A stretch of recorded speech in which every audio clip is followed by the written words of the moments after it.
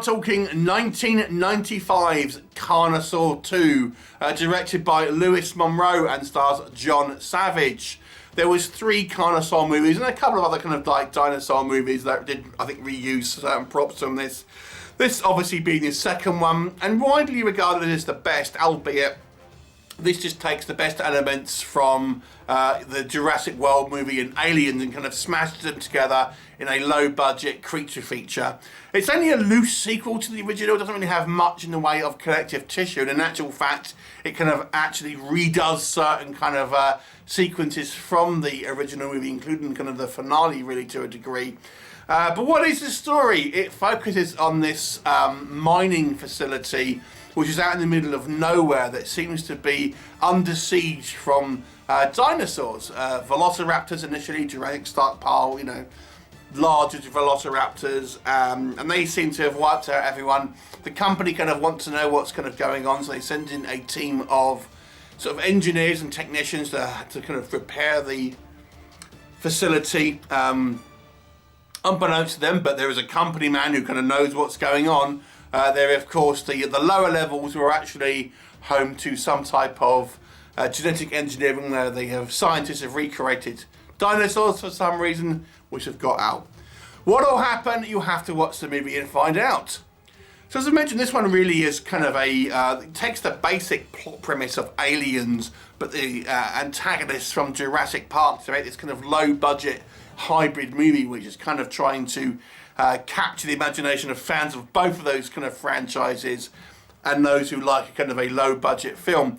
What I would say worked in this movie is, first and foremost, these are the days before kind of CGI. These days we get a lot of, you know, dinosaur films that use cheap CGI.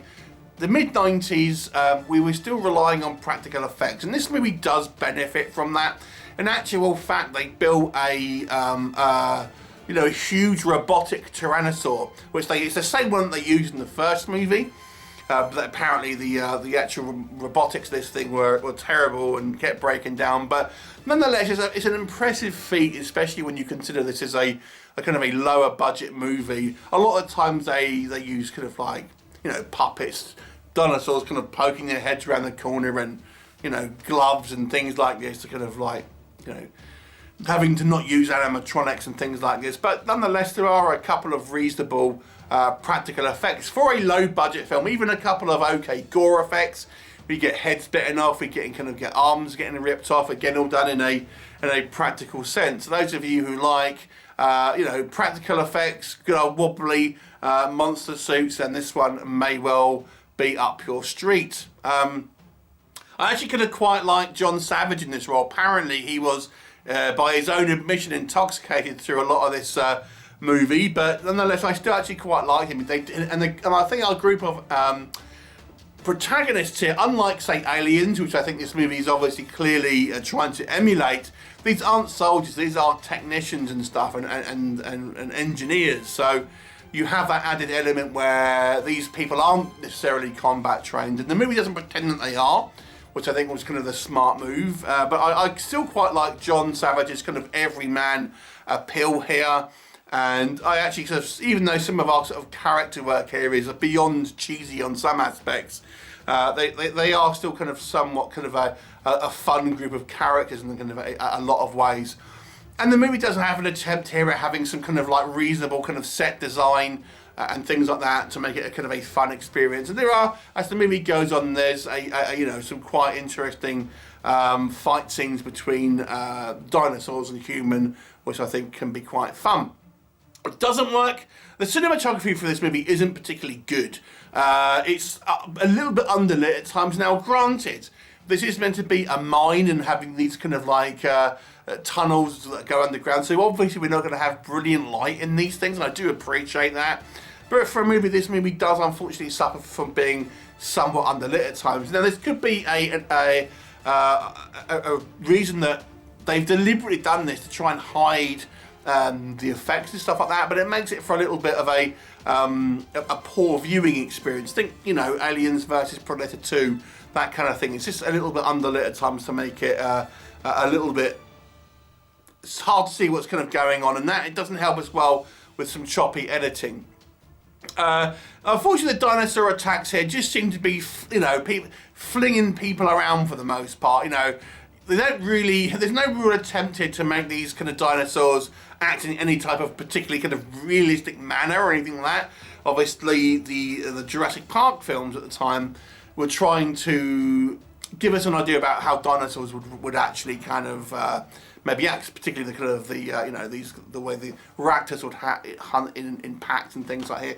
Here they just seem to fling humans around them, throw them into walls and stuff like that, and into kind of like, you know, cardboard boxes. And obviously, again, it's just done to have a what looks on the surface to be an impressive stunt, but it's, you know, it doesn't seem like this would really.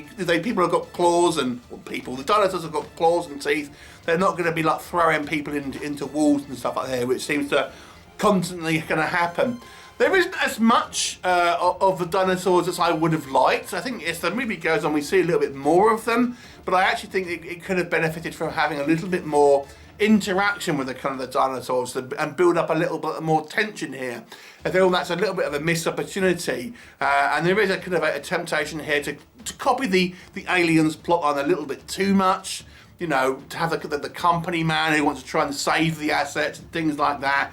It doesn't really try and sort of stray too far away from what was clearly kind of a winning formula. Even having like the child survivor there, you know, like the Newt character from kind of Aliens. Again, it's a very, very blatant interpretation of the Aliens kind of movie in some ways.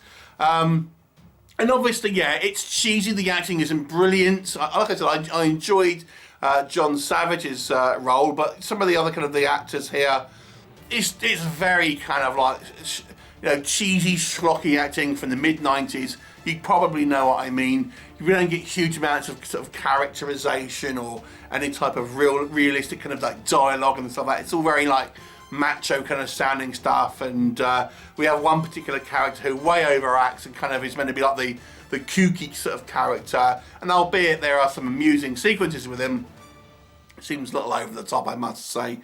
But the end of the movie, I would say, is quite impressive. I actually quite enjoyed the climax. I won't tell you what it is, but you know, for a low budget movie, I've got to say, at least it kind of ended well.